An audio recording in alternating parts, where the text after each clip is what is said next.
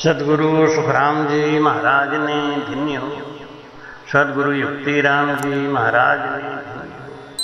सदगुरु स्वामी जी श्री कुशाल दास जी महाराज ने धन्य हो। संत ज्ञानेश्वरी बाई जी महाराज ने धन्य हो।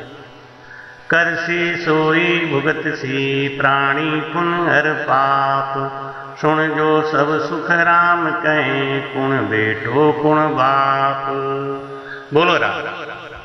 भाई कहते हैं संसार में मानव तन धारण करके ये जीव आया है और जो जैसी करनी करता है वैसा ही फल भोगता है। शुभ कर्म करेगा शुभ फल भोगेगा, अशुभ कर्म करेगा अशुभ फल भोगेगा। जैसा धर्म निभाएगा वैसे ही धर्म को प्राप्त होगा। परशुराम की माता जी जमदग्नि ऋषि की पत्नी रेणुका माई सती, उनका टीका आज यहाँ पे दे रहे हैं।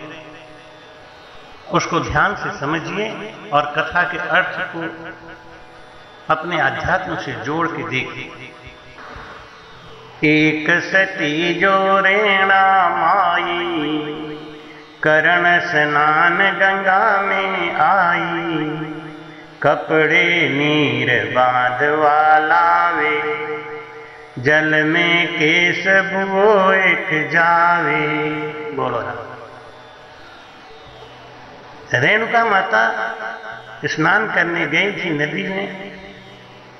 उनका नेम था कि जब वो स्नान कर लेती थी तो अपने उसी कपड़े में पानी की पोट बांध कर लाती थी, जिससे जमदग्नि ऋषि जी स्नान करते थे।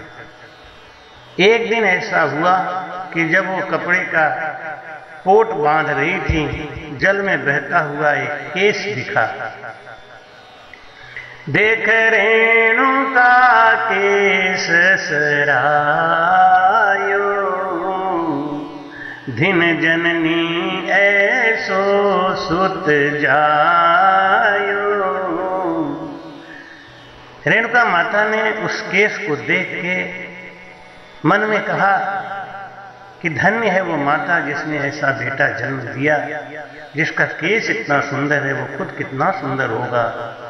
बस इतना ही मन में भाव आया कि जब वो पानी का पोट बांधने लगी तो सब पानी बाहर निकल गया, पानी का पोट टिका नहीं।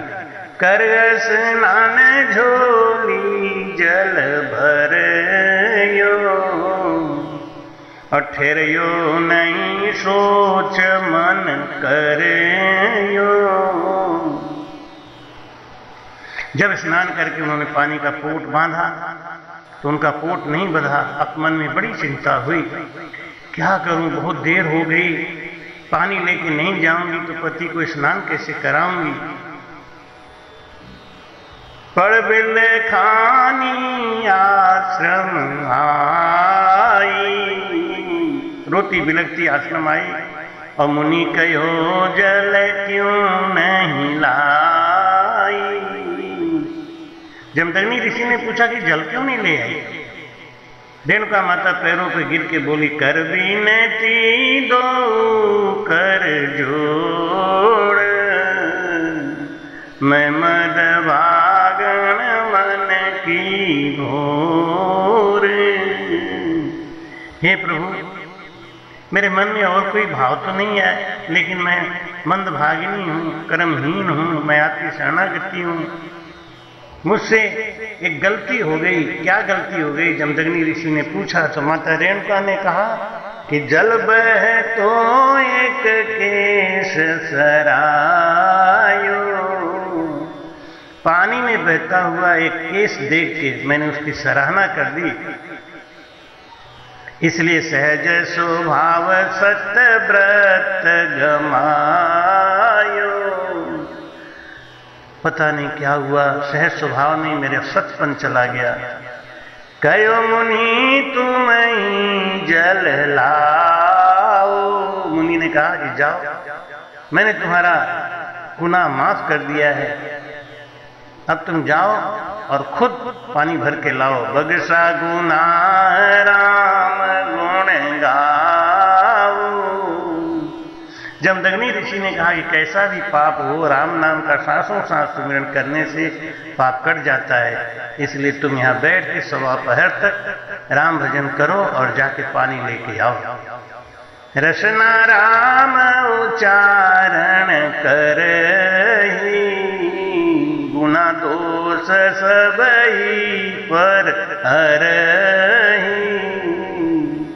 राम राम कह खोट गमायो, पोट बांध गंगा जल लायो। माता रेणुका ने सवा पहर बैठ के भजन किया और फिर गंगा गई और वहां से कपड़े में पोट बांध के ले आई। बिगड़ी जन्म अनेक की सुधरे अब आज, तुलसी होए राम का भजिए तज कुसुमाग। रेणुका ने लूबंद भजन किया, उसका सारा पाप दूर हो गया। फिर वो गंगा जल वस्त्र में भर के ले आई। रेणा राम रट्यो लिवलाई, रात दिवस भजता दिन जाई। जान अजान सिमरे रामा, जारा सारे सब ही कामा। माता रेणुका ने राम नाम के इस प्रभाव को देखा और अब माता रेणुका रात दिन बैठ के लिवबंद भजन करने लगी। रेणा सती साच ही डाक्यो, राम राय साचो बिड़द राख्यो। रेणा राम भजन सुख पावे, राम नाम सु सब दुख जावे। माता रेणुका राम भजन का गहरा आत्मा आनंद प्राप्त करने लगी। यह सच है, कुसंग का त्याग करके अगर कोई लीवबंद भजन करता है तो उसका सब पाप और ताप समाप्त हो जाता है। ऐसी इस कथा का सार है। माता रेणुका ने जाने अनजाने में एक परपुरुष की सराहना करी, जिसके वजह से उनके पतिव्रता धर्म को छूट लग गया। जमदग्नि ऋषि ने उस दोष को हटाने के लिए माता रेणुका को सांसों सांस राम भजन का भेद बताया और कहा कि अगर तुम सांसों सांस भजन करती हो, लिवबंद भजन करने से पाप और ताप तीनों नष्ट हो जाते हैं। इसलिए रेणुका माता ने जब भजन करने के बाद ये देखा कि कपड़े की पोट बंध गई तो उनको राम नाम पर विश्वास हो गया और वो दिन रात भजन में लग गई। सदगुरु सुखराम जी महाराज ने धन्य हो, सदगुरु सुखसारण जी महाराज ने धन्य।